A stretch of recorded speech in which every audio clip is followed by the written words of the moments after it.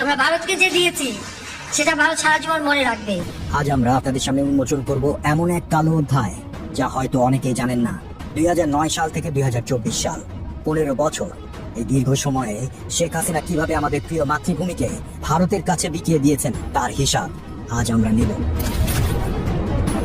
আপনি কি জানেন যে চট্টগ্রাম বন্দর ব্যবহার করে ভারত প্রতি বছর হাজার হাজার কোটি টাকা সাশ্রয় করেছে, অথচ আমরা কিছুই পাইনি? আপনি কি জানেন যে আমাদের রেলপথ তৈরি হয়েছে ভারতের স্বার্থে, আমাদের নয়? আজ আমরা দেখব কিভাবে হাসিনা সরকার আমাদেরকে বানিয়েছিল ভারতের অর্থনৈতিক উপনিবেশ, আর কিভাবে 5ই আগস্টের পর আমরা সেই গোলামীর শিকল ভাঙতে শুরু করেছি। শুরু করি বন্দর দিয়ে। হাসিনা সরকার ভারতকে দিয়েছিল চট্টগ্রাম এবং মংলা বন্দর ব্যবহারের সুবিধা। উদ্দেশ্য ছিল ভারতের উত্তর পূর্বাঞ্চলীয় রাজ্যগুলোতে পণ্য পাঠানো। এতে ভারতের কত লাভ হয়েছে জানেন? তাদের পরিবহন খরচ কমেছে 60%, সময় সাশ্রয় হয়েছে 70%, অর্থাৎ প্রতি বছর তারা সাশ্রয় করেছে হাজার হাজার কোটি টাকা। আর আমাদের কি লাভ হয়েছে?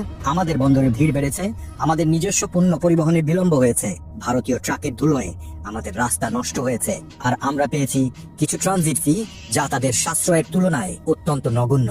শুনে অবাক হবে, নদীপথে প্রতি টন পণ্যের জন্য বাংলাদেশ চার্জ করে মাত্র 277 টাকা, অথচ বাণিজ্য মন্ত্রণালয়ের মূল কমিটি সুপারিশ করেছিল 1058 টাকা। মানে আমরা 4 ভাগের 1 ভাগ দামেই তাদের সেবা দিয়েছি। এটাকেই কি বলে পারস্পরিক সহযোগিতা? এটা তো একতরফা দানের মতো। আমাদের কৌশলগত সম্পদ ব্যবহার করে তারা কোটি কোটি টাকা সাশ্রয় করলো, আর আমরা থাকলাম হাত পেতে। এমনকি এই ট্রানজিট সুবিধার বিনিময়ে আমরা তাদের কাছ থেকে কোনো উল্লেখযোগ্য অর্থনৈতিক সুবিধা পাইনি। তারা যা দিয়েছে তা তাদের নিজস্ব স্বার্থেই। এবার আসি রেল ও সড়ক সংযোগের গল্পে।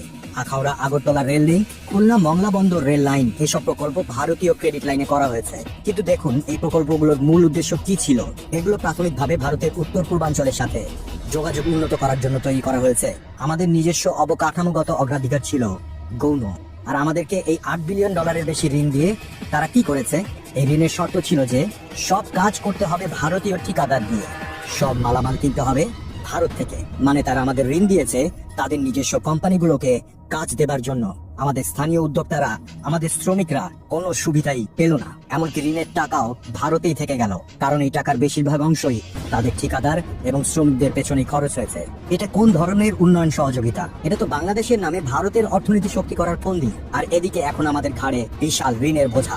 এই ঋণ শোধ করতে গিয়ে আমাদের ভবিষ্যৎ প্রজন্মকে কষ্ট করতে হবে। আর এসবের বিনিময়ে আমরা পেয়েছি মূলত ভারতের স্বার্থে কাজ করা এমন এক অবকাঠামো যা আমাদের নিজেদের কোনো কাজেই আসবে না।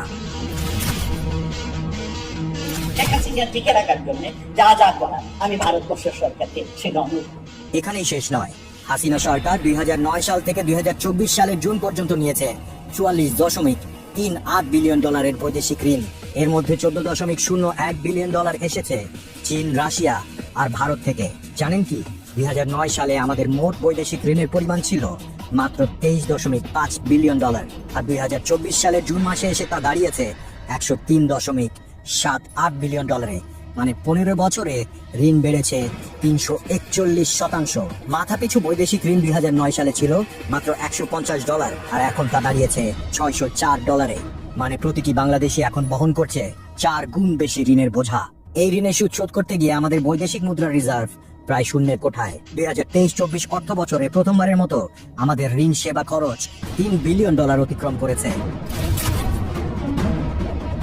এবার আসি তিস্তা নদীর গল্পে। এটা আমাদের জন্য সবচেয়ে বেদনাদায়ক অধ্যায়।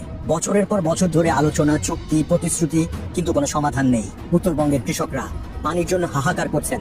আমাদের কৃষি ও পানি নিরাপত্তার জন্য তিস্তার পানি অত্যন্ত গুরুত্বপূর্ণ। কিন্তু পশ্চিমবঙ্গের বিরোধিতার কারণে ভারত তিস্তা পানি বন্টন চুক্তি বাস্তবায়ন করেনি।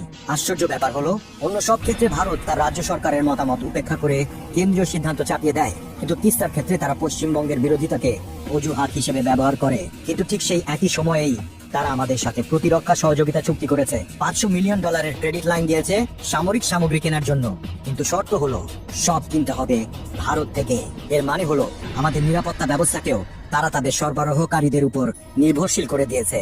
আমাদের সেনাবাহিনী এখন ভারতীয় অস্ত্র আর যন্ত্রাংশের উপর নির্ভরশীল।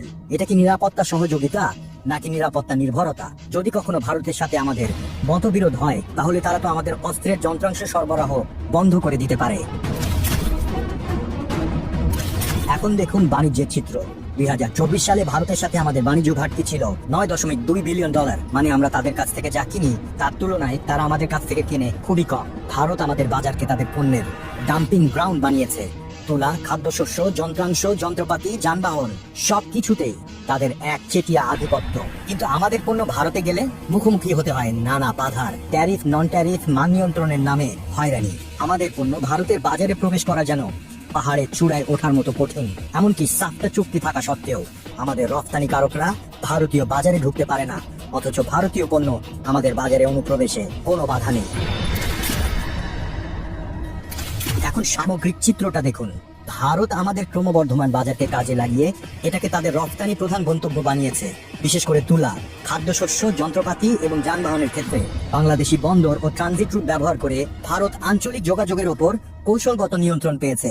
আর বাংলাদেশ ঋণ আর সীমিত কর্মসংস্থান ছাড়া আর কিছুই পায়নি। ভারতের অর্থায়নে হওয়া অবকাঠামো প্রকল্পগুলো প্রায়শই ভারতের ভূ রাজনৈতিক এবং অর্থনৈতিক স্বার্থকে অগ্রাধিকার দিয়েছে। আমাদের নিজস্ব উন্নয়ন চাহিদা থেকে গেছে পেছনে। হাসিনা সরকারকে ভারতীয় দাবি দেওয়ার কাছে অতিরিক্ত নমনীয় হিসেবে দেখা হয়েছে।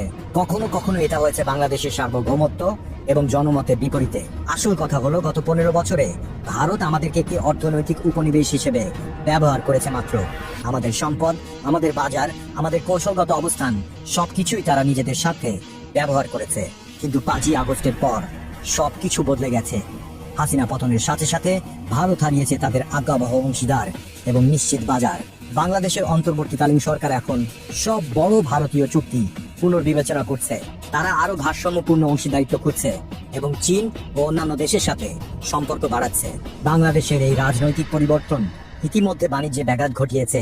দুই পক্ষই নিষেধাজ্ঞা আরোপ করেছে। বন্দর সুবিধা, রেল সংযোগ এবং প্রস্তাবিত মুক্ত বাজার চুক্তির ভবিষ্যৎ এখন অনিশ্চিত। এপ্রিল 2025 সালে ভারত বাংলাদেশের জন্য ট্রান্সশিপমেন্ট সুবিধা বাতিল করে দিয়েছে। এর ফলে বাংলাদেশি রপ্তানিকারকদের এখন দীর্ঘ পথ ধরে পণ্য পাঠাতে হচ্ছে। ক্ষতি হচ্ছে প্রায় $770 মিলিয়ন। কিন্তু বিশেষজ্ঞরা বলছেন এই সিদ্ধান্তে ভারতেরই বেশি ক্ষতি হবে, কারণ তারা হারাবে উল্লেখযোগ্য রাজস্ব আয়। বাংলাদেশ এখন বিকল্প পথ খুঁজছে। কলম্বো, মালদ্বীপ, দুবাই হয়ে পণ্য পাঠাচ্ছে। মে 2025 সালে ভারত বাংলাদেশি পণ্যের উপর বন্দর নিষেধাজ্ঞা আরোপ করেছে। তৈরি পোশাক, প্রক্রিয়াজাত খাদ্য, তুলা এসব কিছু এখন নির্দিষ্ট সমুদ্র বন্দর দিয়ে আসতে পারবে। এর জবাবে বাংলাদেশ এখন ভারতীয় সুতা আমদানি বন্ধ করে দিয়েছে 5টি স্থল বন্দর দিয়ে। প্রতি টন পণ্যের জন্য প্রতি কিলোমিটারে 1.8 টাকা ট্রানজিট ফি আরোপ করেছে। ভারতের জন্য এটি একটি বিশাল অর্থনৈতিক ও কৌশলগত ধাক্কা। কলকাতা এবং উত্তর পূর্বের ভারতীয় রপ্তানিকারকরা এখন অনিশ্চয়তার মুখে। বাংলাদেশ যখন তার নির্ভরতা পুনর্বিবেচনা করছে, তখন তাদের ভবিষ্যৎ ব্যবসার নিশ্চয়তা নেই। ভারত হারিয়েছে একটি নির্ভরযোগ্য প্রতিবেশী, যেই প্রতিবেশী 15 বছর ধরে তার সব দাবি মেনে নিয়েছে। সেই প্রতিবেশী এখন স্বাধীন সিদ্ধান্ত নিচ্ছে। ভারতের প্রাইম মিনিস্টার সহ ভারতের সরকার, ভারতের জনগণ সকলকে আমার আন্তরিক ধন্যবাদ জানাচ্ছি। অন্তর্বর্তীকালীন সরকারের অধীনে বাংলাদেশ এখন অর্থনৈতিক পুনরুদ্ধারের পথে। পোশাক রপ্তানি বেড়েছে 13%, মুদ্রাস্ফীতি কমে এসেছে 9.94%। আমরা আজ আর কারো অর্থনৈতিক উপনিবেশ নই। আমরা এখন স্বাধীন সার্বভৌম বাংলাদেশ।